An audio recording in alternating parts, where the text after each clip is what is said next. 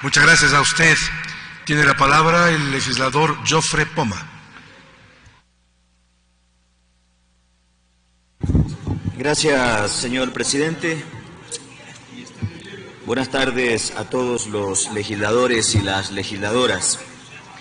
Yo quiero empezar reconociendo el tema y felicitando al asambleísta proponente de este proyecto de resolución, porque coincido con las intervenciones que se han dado aquí en función de que esta asamblea, que en algunos casos o en la mayoría de su tiempo, se ha dedicado a veces a una agenda política, incluso en algunos casos de persecución, ahora trata estos temas que el país requiere.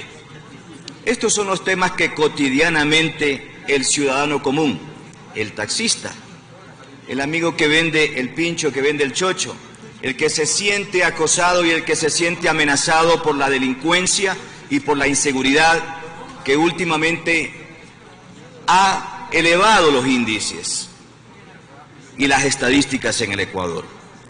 Quiero recordarles a ustedes, estimados asambleístas, que el martes 15 de enero presenté un proyecto de resolución para que comparezca ante este pleno la ministra del Interior, María Paula Romo, por una muerte violenta, un asesinato de un policía y 2 que quedaron heridos en la frontera.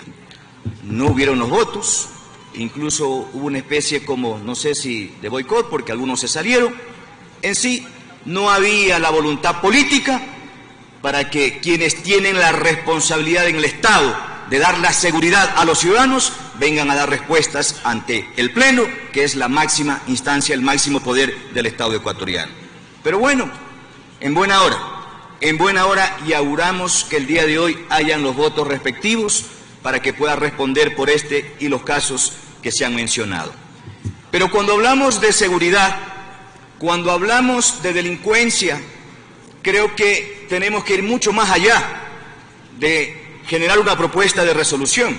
Creo que hay que combatir el problema de fondo. Como ya lo dijo alguien, es un problema estructural, que tiene muchas aristas, que tiene muchas responsabilidades y dependencias donde se tiene que actuar con ética, con transparencia, con honestidad. Por ejemplo, vamos a revisar las causas y voy a poner algunos casos de ejemplo, mi provincia de Sucumbíos, y también ejemplos nacionales.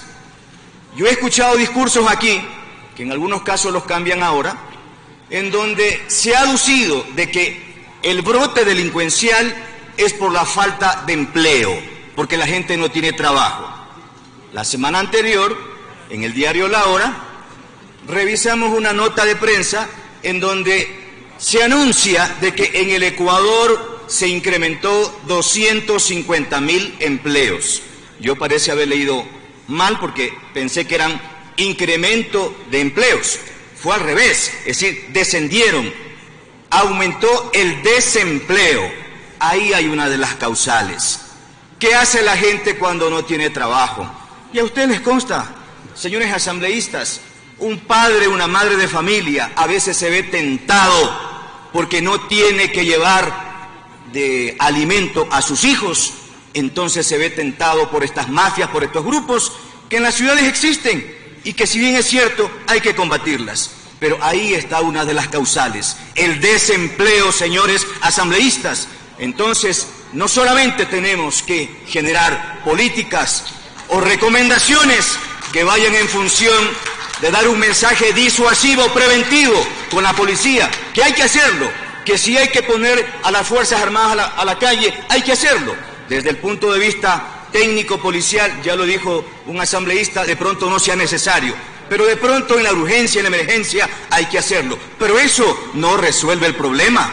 El problema, señoras y señores asambleístas, es estructural, es la falta de una política social que ayude a la gente que menos tiene a salir adelante del desempleo, generándole una política de atención en salud, en educación.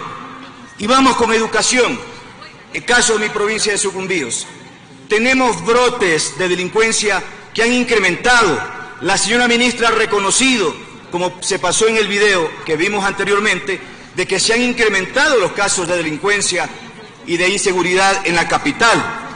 Pero quiero decirles que la señora ministra, cuando compareció por el caso Ibarra, aquí reconoció de que hasta esa fecha habían ido en descenso los casos de inseguridad en el país entero.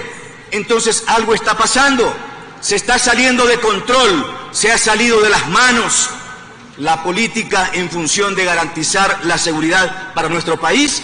Son los temas que de pronto se tienen que responder, porque la misma señora ministra reconoció que estaban en descenso los índices de inseguridad, es decir, los casos violentos que reporta el ECU y también la Policía Nacional. Pero ahora es el mismo ministerio el que responde y que confirma de que se han incrementado. Entonces, ahí hay un caso comprobado. La delincuencia ha incrementado en estos últimos meses y hay que tomar acciones. Y por eso, nuevamente reitero la felicitación del tema porque nos permite debatir esto.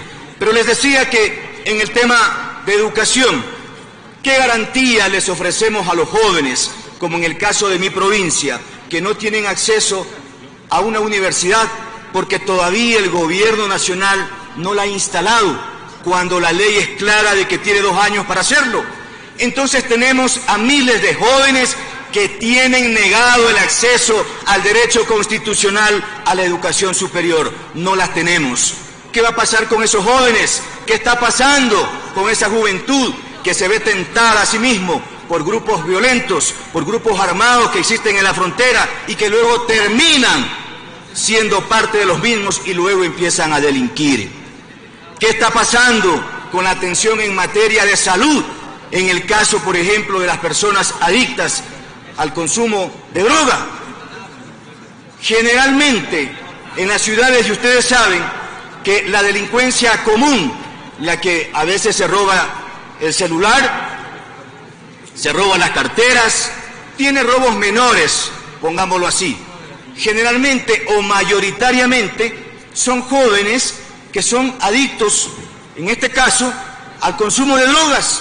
Entonces llegan a delinquir para comprar el consumo porque ya son consumidores. Ahí está también otra de las razones. ¿Qué se ha hecho en materia de este tema en cuanto a la política de salud? La señora ministra decía que estaban clausurando las clínicas de rehabilitación ilegales, fantasmas, pero el Estado, el gobierno no ha garantizado, creo que hasta ahora, una, para que podamos tener clínicas habilitadas, como determina la Constitución y determina la ley, para que estos jóvenes entren a rehabilitación y no estén en las calles delinquiendo. Entonces, yo creo que, como les dije, hay muchas aristas, señoras y señores asambleístas. Y está bien, coincido, yo soy de la provincia de Sucumbíos, una provincia fronteriza, que en este momento, tenemos que decirlo, no se está aplicando un buen control migratorio. Ingresan de pronto personas extranjeras con pasados judiciales o antecedentes incluso penales y hacen de las suyas en términos delincuenciales en nuestro país. Estaba leyendo una nota, en Perú parece que ya rebosó el tema. Están empezando a sacar a todo extranjero que tenga pasado judicial con antecedentes penales o que tenga este tipo de expedientes. Creo que esas son las acciones que se tiene que hacer. Y vamos un poco al mensaje moral, al mensaje de ejemplo que tiene que dar la Asamblea. Hace rato escuchaba de que esta Asamblea es el espejo de lo que pueden hacer los ciudadanos en la calle, en el convivir común. Pero díganme ustedes, incluso en el resto de instituciones, podemos ser el espejo del resto de instituciones. Pero díganme ustedes, ¿qué espejo estamos mostrando cuando aquí se denuncian actos de corrupción y los socapan y los solapan? Entonces, ¿cómo les exigimos al resto que aplique de la misma manera una coherencia cuando quieren aplicar justicia? Señores asambleístas, por favor, está en nuestra responsabilidad, pero con transparencia, con honestidad y con moral en cada uno de los actos. Yo creo que esta Asamblea debe de dar un mensaje al país y a la ciudadanía en función de actuar en una vía y en una línea de transparencia, de honestidad y en función a la verdad. Señora Presidenta, señores asambleístas, yo creo que este es un gran tema. Ojalá no se lo politice. No estoy politizando el tema, no debe politizárselo. Este tema es de trascendencia y de vital importancia. Es columna vertebral del Estado, es un problema estructural que hay que darle el tratamiento necesario para que podamos resolver esta gran problemática de inseguridad que vive el país. Apoyo la moción que ha planteado, con total acuerdo para que así sea, pero creo que no solamente tenemos que quedar en la resolución que se apruebe el día de hoy. Creo que la Asamblea como tal, como institución, todos nosotros tenemos el deber moral de poder aplicar reformas o leyes que le garanticen un buen vivir a los ciudadanos. Muchas gracias.